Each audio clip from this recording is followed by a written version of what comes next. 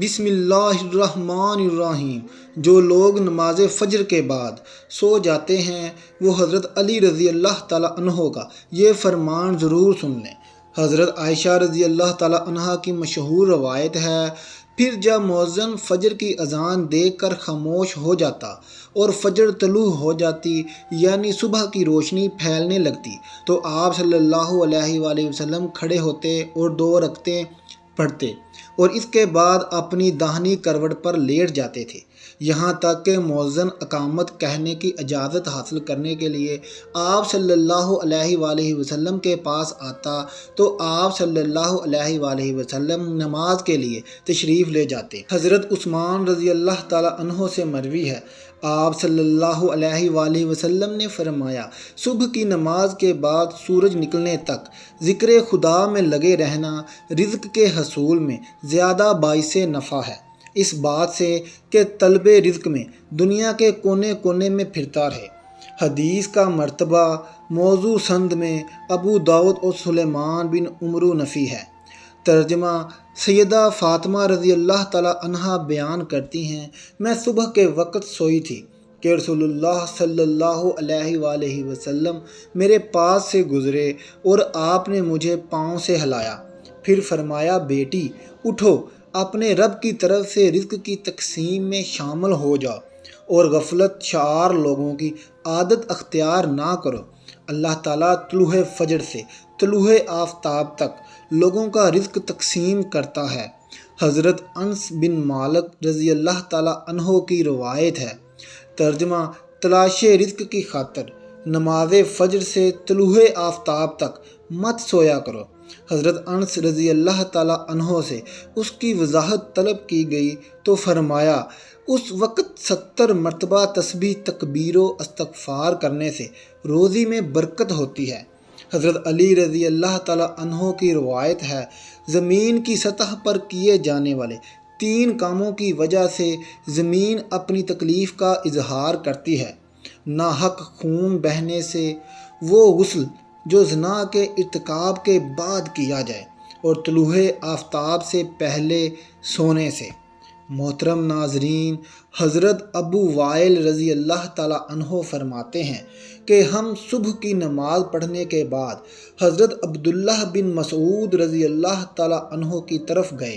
اور دروازے سے سلام کیا تو انہوں نے ہمیں اجازت دے دی، مگر ہم تھوڑی دیر دروازے کے ساتھ ٹھہرے رہے تو ایک باندھی آئی اور اس نے کہا کہ تم اندر کیوں نہیں داخل ہو رہے ہو؟ تو پھر ہم اندر داخل ہوئے تو حضرت عبداللہ رضی اللہ تعالیٰ عنہ بیٹھے تسبیح پڑھ رہے ہیں۔ انہوں نے فرمایا کہ تمہیں کس چیز نے اندر داخل ہونے سے روکا ہے جبکہ تمہیں اجازت دے دی گئی تھی؟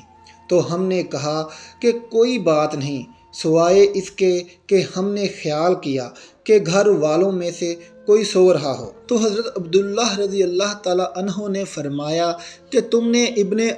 عبد کے گھر والوں کے بارے میں غفلت کا گمان کیا۔ راوی نے کہا کہ پھر حضرت عبداللہ رضی اللہ تعالیٰ عنہ نے تسبیح پڑھنی شروع کر دی، یہاں تک کہ پھر خیال ہوا کہ سورج نکل گیا ہے تو باندی سے فرمایا، دیکھو کیا سورج نکل آیا ہے؟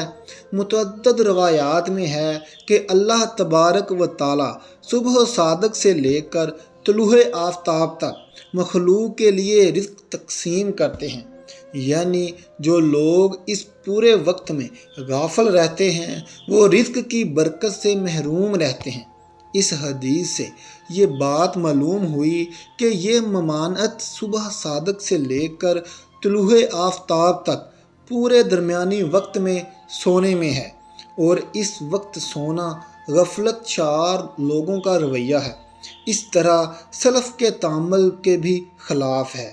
نبی صلی اللہ علیہ وآلہ وسلم اور صحابہ کرام کا طریقہ کار یہ تھا کہ وہ جب فجر کی نماز پڑھ لیتے تو سورج طلوع ہونے تک اپنی نماز کی جگہ ہی بیٹھے رہتے تھے اور ذکر و اذکار میں مشغول رہتے۔ اس وقت میں ذکر خدا میں لگے رہنا رزق کے حصول میں زیادہ باعث نفع ہے۔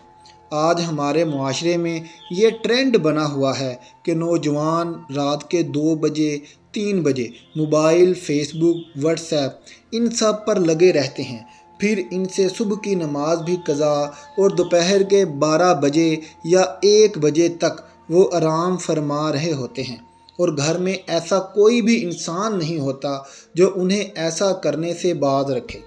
آج ہم آپ کو بتائیں گے کہ حضرت علی رضی اللہ تعالیٰ عنہ نے ایسے نوجوان کے بارے میں کیا فرمایا ہے، اور کیا کچھ ان کی قسمت میں لکھ دیا جاتا ہے جو ایسے حالات کی لپیٹ میں آ چکے ہیں۔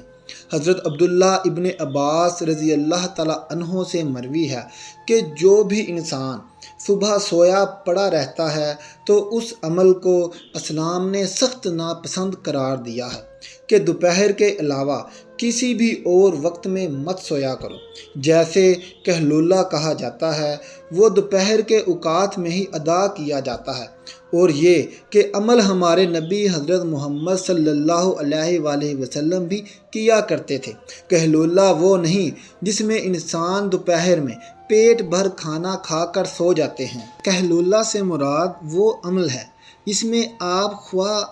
کھانا کھا چکے ہیں یا نہیں، بس تھوڑی دیر آرام کرنا دوپہر کے اوقات میں، تاکہ آپ کا جو باقی کا دن ہے وہ صحیح سلامت گزرے اور آپ کے دن کے باقی حصے میں آپ اچھی طرح اپنے کاموں کو سر انجام دے سکیں۔ حضرت علی رضی اللہ تعالیٰ عنہ نے فرمایا کہ میں نے اللہ کے نبی صلی اللہ علیہ وآلہ وسلم سے سنا تھا، کھانا کھا کر فوراً سویا کریں، کیونکہ اس سے انسان کے دل میں بھی سختی پیدا ہو جاتی ہے، اور آج کی تاریخ میں تو یہ بات اس حد تک گہرائی تک آ پہنچی ہے کہ یہاں پہ ڈاکٹرز کا بھی یہ ماننا ہے کہ اگر انسان کھانا کھا کر فوراً سو جاتے ہیں تو وہ دل کے مرض میں مبتلا ہو جاتے ہیں، اور یہی بات 1400 سال پہلے ہمارے نبی صلی اللہ علیہ وآلہ وسلم نے فرمائی تھی۔ اب آتے ہیں حضرت علی رضی اللہ تعالیٰ عنہ کے اس ارشاد کی طرف جو انہوں نے فرمایا تھا جب ایک مرتبہ حضرت علی رضی اللہ تعالیٰ عنہ کی خدمت میں ایک شخص حاضر ہوئے اور فرمانے لگے، یا علی، صبح سویرے جو انسان سویا پڑا رہتا ہے اس کی قسمت میں کیا کچھ لکھا جاتا ہے؟ تو جواب میں حضرت علی رضی اللہ تعالیٰ عنہ فرمانے لگے، اے اللہ کے بندے، میں نے اللہ کے نبی صلی اللہ علیہ وآلہ وسلم سے سنا کہ جو بھی انسان صبح کے اوقات میں سویا پڑا رہتا ہے اور وہ فجر کی نماز بھی قضا کر بیٹھتا ہے، اور یا پھر وہ فجر کی نماز ادا کر کے سو جاتا ہے، تو جب فرشتے آسمانوں سے ان کے مقدر کا رزق لے کر زمین کی طرف آتے ہیں اور وہ رزق انسانوں میں بانٹنے لگ جاتے ہیں تو وہ انسان سوئے ہوتے ہیں۔ اسی وجہ سے وہ فرشتے وہ رزق واپس اپنے ساتھ لے کر آسمانوں کی طرف لوٹ جاتے ہیں، اور جب وہ نیند سے فارغ ہو کر اٹھتا ہے، بیدار ہوتا ہے، تب ایسے لوگ رزق کی تنگی کا شکایت کرتے پھرتے ہیں۔ آپ نے دیکھا ہوگا کہ جب اکثر لوگ رزق کی تنگی کی شکایت کرتے ہیں، آپ ذرا ان سے پوچھ کر دیکھیں، یہ صرف ایک آزمانے کے لیے آپ پوچھیں تو صحیح۔ آپ جب ان سے پوچھیں گے کہ صبح کتنے بجے اٹھتے ہو تو وہ آپ کو جواب میں لازماً یہی کہیں گے کہ ہماری تو آنکھ سویرے کھلتی ہی نہیں، ہم صبح اٹھتے ہی نہیں، اٹھنا بہت مشکل ہے ہمارے لیے۔ لہذا یہی وجہ ہے جس کی وجہ سے وہ رزق ان پر تنگ کر دیا جاتا ہے، اور پھر وہ تنگ دستی اور بے روزگاری کی شکایت کرتے پھرتے ہیں۔ تو آپ سے گزارش ہے کہ آپ صبح سویرے اٹھا کریں اور نماز ادا کریں، اور کوشش کریں کہ مرد حضرات جماعت کے ساتھ نماز ادا کریں، پھر قرآن پاک کی تلاوت کریں، اس کے بعد آپ اپنے دن کی شروعات کریں۔ اب آپ دیکھیں کہ کیسا آپ کا دن گزرتا ہے،